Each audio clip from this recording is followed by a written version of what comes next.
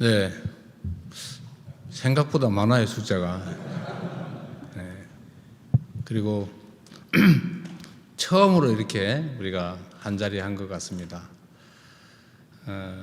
이게 정상으로 돌아온 드러나는 첫 징표가 아닌가 싶은 생각이 듭니다. 표정들이 왜 이리 굳어 있어요? 네? 좋은 한 해인데 오늘 첫 업무를 시작하는 날 아닙니까? 또 즐거운 마음으로 한번 하긴 했지만 우리 모두가 대한민국의 운명과 우리 5,200만 국민들의 삶을 책임지고 있다는 그 무거운 책임감, 그리고 또 한편으로는 자긍심으로 더 열심히 하겠다는 각오를 담아서 크게 박수와 환호 부탁합니다.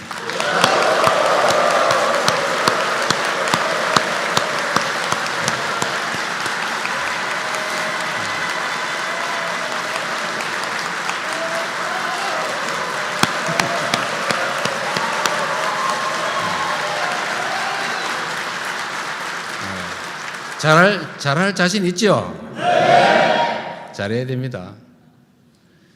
지금 이 순간에도 대한민국 어딘가에선 생사를 고민하는 사람들이 있을 겁니다.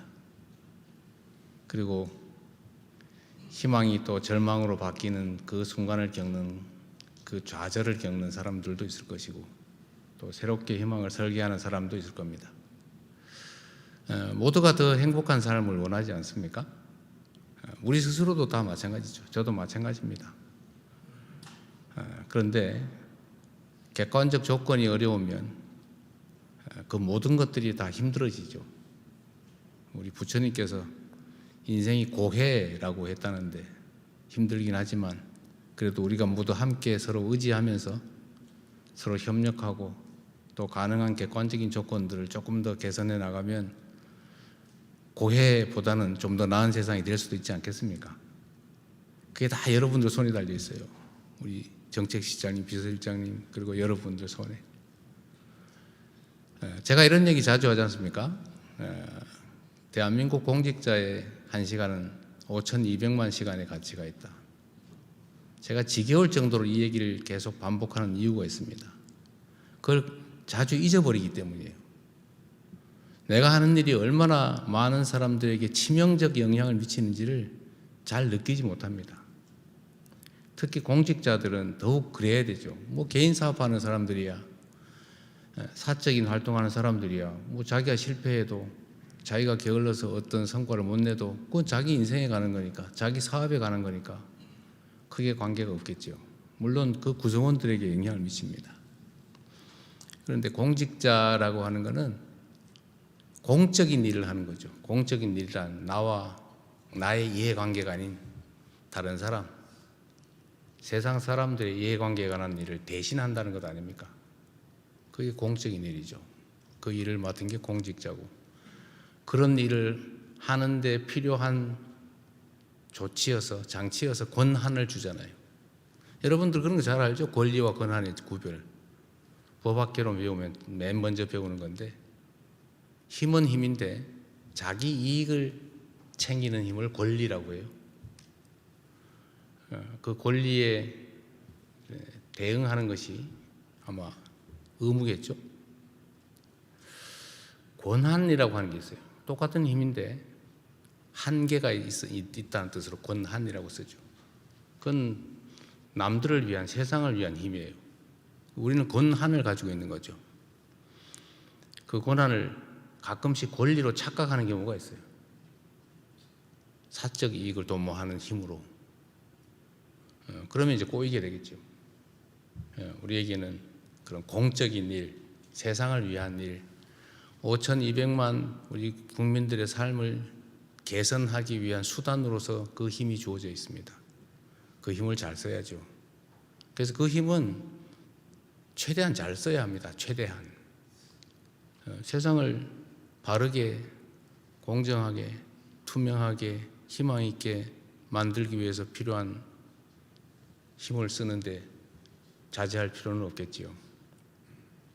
그러나 분명한 것은 어쨌든 우리의 존재 이유 자체, 뭐 사생활로 돌아간 그 순간은 모르겠습니다만 공적인 활동, 공무, 업무 이 시간은 오로지 우리 5,200만 국민들의 더 나은 삶을 위해서 존재하는 거다. 그리고 이게 직장 갑질이라고 또 흉볼지 모르겠는데 공무원은 퇴근 시간이 없는 거예요. 네? 동네 불났는데 무슨 적군이 쳐들어오는데 아, 나 퇴근했네. 휴일이네. 그런 게 어디 있어요. 상응하는 대가는 충분히 지급하겠지만 공직자는 24시간이 일하는 시간입니다. 옛날에 어떤 분이 그런 말씀하셨는데 눈 뜨면 출근, 자면 퇴근 그 말이 틀린 말이 아니에요. 그 말을 누가 쓰냐의 차이가 있을 뿐이지. 그만큼 우리의 삶 자체는 정말로 모두를 위해서 중요한 겁니다. 그래서 공직자죠. 공직자의 한 시간은 52시간의 가치가 있다. 5,200만 시간의 가치가 있다. 정말 잊지 말기 바랍니다. 그리고 의미 있잖아요. 뭐 돈 벌라 그러면 여기 와서 왜 이 고생을 하겠어요? 아침 여러분들 엄청 일찍 출근하죠? 주말도 잘 없죠? 얘기해도 돼요. 남들이 잘 몰라요. 남들은 청와대에 있으면 뭐 권력이 있고 명예 있고 뭐 속된 말로 폼 잡고 뭔가 막 챙기고 막 대접받고 그럴 것 같잖아요. 근데 실제는 전혀 아니잖아요. 그러는 사람이 있으면 문제예요. 그럴 시간이 어디 있어요. 또 그래서도 안 되고 정말로 바쁘지 않습니까? 자주 몸살 나고 아침에 일어나기 힘들고 저녁 늦게 퇴근해서 야, 좀 잠이라도 좀 더 잤으면 좋겠다. 그런 생각이 들 정도로 열심히 하지 않습니까? 근데 우리 국민들은 잘 몰라요. 왜 모르냐? 이때까지 그런 사람들이 눈에 많이 띄었거든요. 근데 우리는 다행히 7개월 다 돼 갑니까? 7개월이 지나는 순간인가요?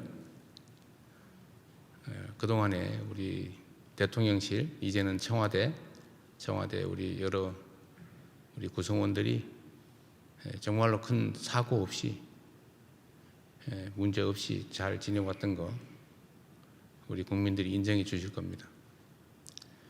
그러나 여전히 소위 권력을 가진 최고 수뇌부 이렇게 생각하고 뭘 하는지도 잘 모르겠고, 왜냐하면 여러분은 참모기 때문에 제 얼굴을 통해서만 여러분은 보여질 뿐이지 잘 역할이 드러나지가 않죠. 그러니까 뭘 하는지 잘 모르십니다. 그러나 정말로 의미 있는 일 잘하고 계시죠? 네. 자부심 있죠? 네. 세상이 똑바로 다시 자리 잡아가잖아요. 난파할 뻔했던 배가 이제는 그래도 우리가 가야 할 방향으로 돌아서서 조금씩 출발을 하기 시작하고 있어요. 원래 출발할 때 에너지가 가장 많이 소모되죠. 이륙할 때가 제일 힘들잖아요. 우리도 마찬가지죠. 지금 비정상을 정상으로 전환하는 시기여서 에너지 소모가 많습니다. 여러분도 희망을 좀 가지세요. 여러분 퇴직할 때까지 계속 이러지는 않을 겁니다. 이제는 조금씩 자리 잡아요. 자리 잡고 이제 이게 균형도 되찾고 방향도 되찾고 일정한 속도를 확보하면 그 다음부터는 큰 힘 들이지 않고 잘 진행할 수 있다 말씀드립니다. 하여튼 중요한 거는 여러분들 손에, 여러분들 마음에, 여러분들 행동에 정말로 수많은 사람들의 생사가 달려있다, 목숨이 걸려있다 이렇게 생각해 주시기 바랍니다. 제가 소방관들한테 이런 얘기를 했는데 여러분은 작은 신의 역할을 하는 것이다. 여러분도 사실 우리 공직자 모두가 마찬가지입니다. 신이라는 게 가장 높이 평가되는 이유는 목숨을, 생명을 주고 걷기 때문이겠죠. 소방관들이 그러죠. 안전에 종사하는 공무원들 특히 더 그렇죠. 그들이 조금만 더 신경 쓰고 조금만 더 신속하게 움직이고 조금만 더 배려하면 죽을 사람이 삽니다. 그런데 조금만 더 방치하고 또 방심하고 게으르고 이러면 살 사람이 죽어요. 자기들 손에 사람들이 목숨이 달려 있다는 거죠. 세상을 만들기도 하고 없애기도 하는 거 아닙니까? 우리 공직자들이 그래요. 1년에 한 2만 명 정도가 유명을 달리한다고 하죠. 온갖 이유로, 교통사고로, 산재사고로, 심지어 자살로 엄청나게 많은 사람들이 자기의 천수를 누리지 못하죠. 근데 그 중에 상당 부분이 우리가 어떻게 하냐에 따라서 살 수도 있는 사람들입니다. 그래서 여러분들은 여기 있는 우리 청와대 식구들뿐만이 아니라 대한민국 공직자들은 그런 책임감, 사명감 그런 걸 가져야죠. 우리의 손에 사람들의 목숨이 달려있다. 우리는 아주 작은 신의 역할을 하는 그런 책임이 부여된 사람들이다. 이렇게 생각해 주면 정말로 좋을 것 같습니다. 그리고 평생 할 것도 아닌데 잠시 맞는 일 아닙니까? 이럴 때 죽을 힘을 다해서 최선을 다하고 우리의 역할이 끝난 다음에 의미 있는 인생이었네. 나 때문에 세상이 이렇게 바뀌었네. 또 우리의 가족들, 친구들, 동네 사람들이 저 사람이 그때 당시에 그 공직자였어. 이렇게 말할 수 있다면 행복한 일 아니겠습니까? 제가 성남시장을 그러니까 공직을 처음 맡을 때 제가 성남시 공무원들한테 이렇게 약속한 일이 있어요. 지금 너가 아버지 뭐 하시노? 저 잘 모르겠는데 이러지 않냐? 우리가 우리의 업무를 마칠 때쯤에는 너가 아버지 뭐 하시노? 성남시 공무원입니다. 이렇게 말할 수 있게 해주겠다 라고 제가 약속을 했어요. 다른 건 몰라도 저는 그 약속을 실제로 지켰죠. 다들 자랑스러워했어요. 자부심 가졌고 전국에서 벤치마킹 오고 그러면서 뿌듯하게 느끼던 그 공무원 여기 한 분이 어디 계시던데? 여기 계시네. 네. 어쨌든 그렇게 바뀌었던 것처럼 이제 대한민국 공무원들도 또 특히 여러분들은 여러분들에 대한 공직자에 대한 세상의 인식을 완전히 바꾸게 되는 경험을 갖도록 저도 노력하겠고 여러분도 함께 노력해 주시겠죠? 네. 좀 실질적인 얘기를 몇 가지 좀 드리겠습니다. 근데 뭐라고 한들 중요한 건 먹고 사는 문제예요.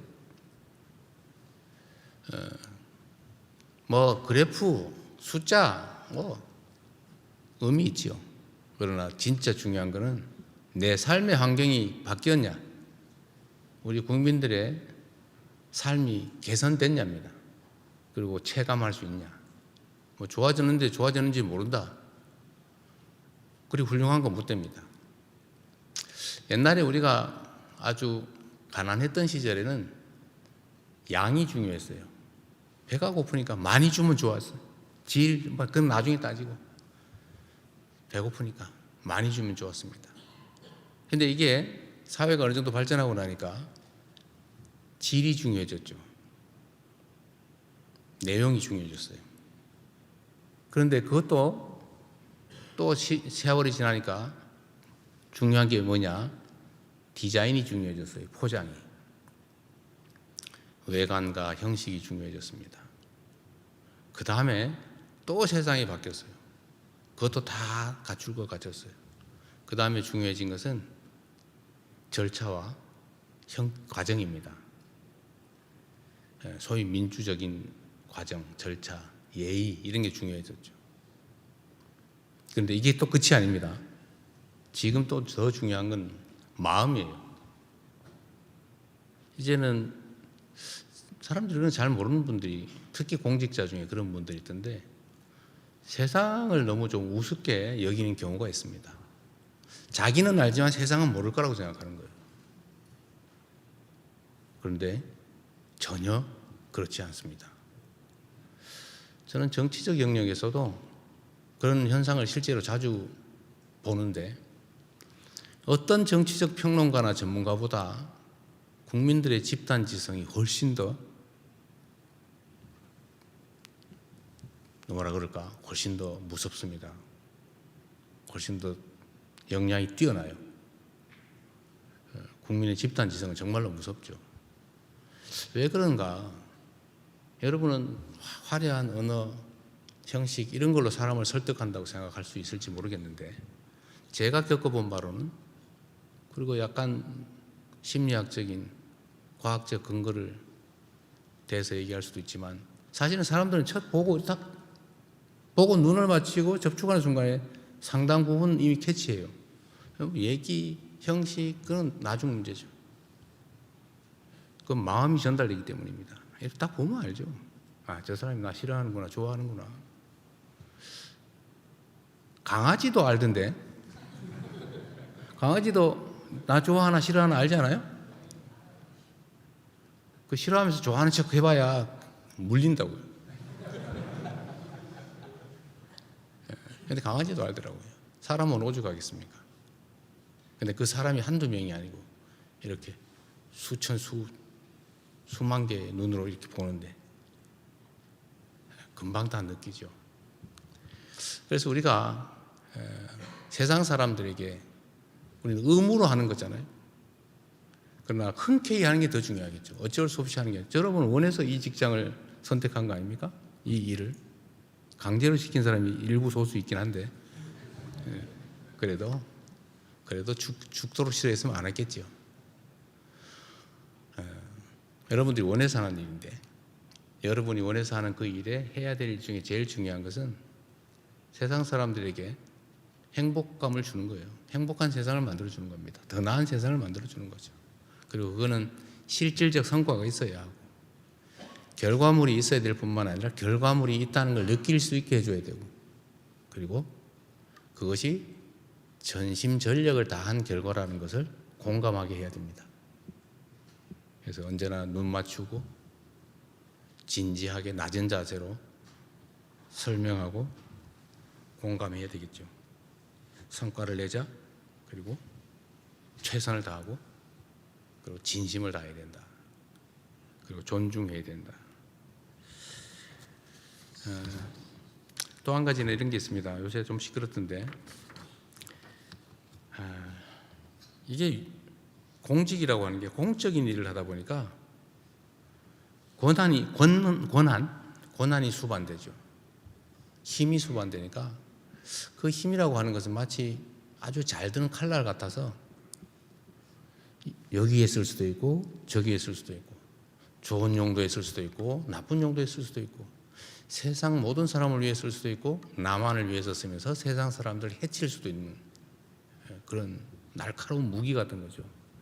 힘, 권한, 권력. 그래서 유혹이 많아요.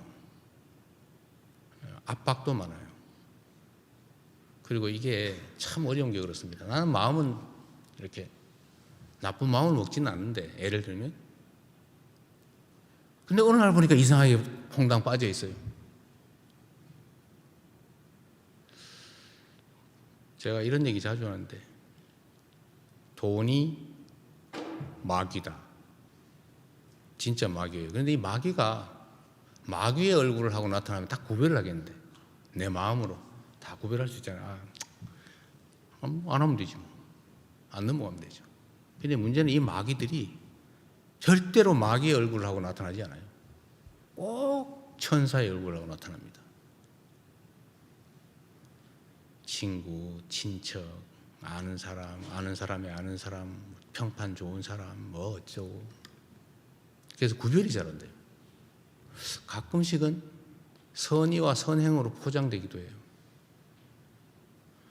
그래서 조심해야 됩니다. 끊임없이 자기 자신을 다시 정비하지 않으면 천사의 얼굴을 한 마귀한테 당하는 수가 있다. 정말로 조심해야 됩니다. 우리가 처한 가장 위험한 상황이에요. 우리는 선의를 가지고 있죠. 제가 보기에는 아마 우리 최소한 이 가까이 있는 여러분, 우리 청와대 직원들, 그 대체적인 대부분의 공무원들은 다 선의를 가지고 있습니다. 다들 의심하죠. 야, 너 나라가 썩었어, 조직이 썩었어, 공직사회가 썩었어 라고 말을 하죠. 그리고 실제로 그런 현상이 보이죠. 안타깝게도. 그러나 자세히 들여다보면 압도적 다수, 대다수의 사람들은 자기 본분을 다해요. 최선을 다하고 주어진 역할을 하지, 나쁜 마음 먹고 나쁜 짓 하려고 하는 사람 별로 없어요. 생각 밖으로. 만약에 우리 사회 구성원 대다수가 그렇게 부패하고 무능하고 그랬다면 우리 사회가 이렇게 발전할 수 없습니다. 그런데 대한민국은 정말 위대한 나라예요. 그리고 아무리 썩었다, 나쁘다 이렇게 얘기해도 그중에 정말 소수일 뿐이지 대다수는 정말 자기 일 열심히 최선을 다해서 합니다. 그래서 이 나라가 전 세계에서 정말 식민지에서 해방된 나라 중에 이 유일하게 산업화, 민주화를 동시에 이뤘다는 건 아닙니까? 위대한 나라예요. 그리고 이제는 문화적으로 전 세계에 표준이 되어 가고 있잖아요. 앞으로도 아마 엄청난 저력을 발휘할 텐데 문제는 그 중에 소수가 있다는 겁니다. 이 소수가 마치 우물에 흙탕물 일으키는 미꾸라지처럼 그 소수가 전체를 이렇게 훼손하죠.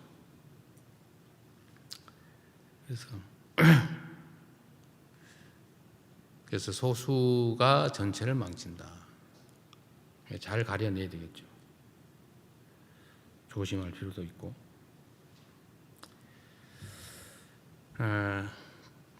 그리고 마지막으로 너무 말 길게 하면 별로 안 좋아해서 별로 반응이 없어요.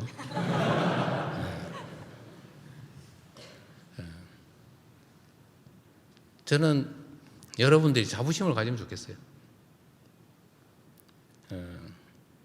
정말 이 역사적인 순간입니다. 대한민국이라고 하는 한 나라가 생겨나서 이제 100년도 아직 안 됐죠. 그러나 저는 일종의 분수령을 지나고 있다 이렇게 생각해요. 하나의 왕조 국가가 생겨나서 우리 저기 정책시장 말씀에 의하면 300년 넘기기가 보통 어렵다고. 300년이면 엄청 오래 간다고 해요. 제가 보기엔 100년을 넘기기가 쉽지 않은 것 같습니다. 그래도 100년을 넘기는 정도면 엄청나게 훌륭한 나라인 거예요.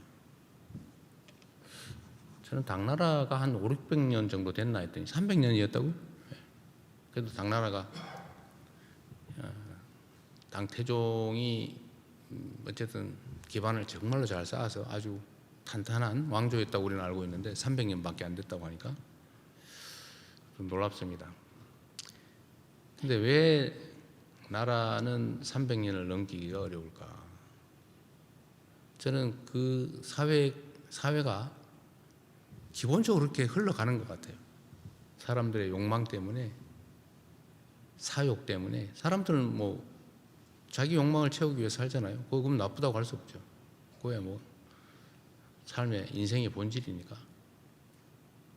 근데 그걸 어떻게 공적으로 잘 통제하느냐에 따라서 정말로 지속되는 좋은 세상일 수도 있고 순식간에 망해버린 세상이 될 수도 있는 거죠. 기득권화, 공정하고 투명한 세상을 원래는 만들죠. 뭐 뻔히 우리가 아는 것처럼 옛날에도 그랬잖아요. 나라가 왜 망하냐? 모두가 공평하게 정말로 논밭도 다 공정하게 농사 짓는 사람들이 나누어서 농사 짓고 세금도 적절하게 내고 그다음에 형벌도 균형도 뭐 이런 것도 공정한 세상이면 확 흥하잖아요. 그죠? 그리고 보통 나라를 만들면 다 그렇게 하죠. 근데 망할 때 되면 또 증상이 똑같죠.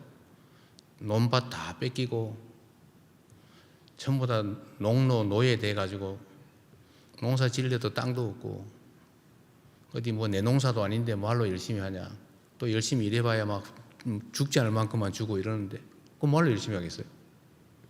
그러니까 이 사회적으로 자원이 제대로 분배되지 않으니까 효율을 발휘하지 못하고 사람들의 의욕은 상실되고, 그러니까 결국 나라 망하는 거 아닙니까?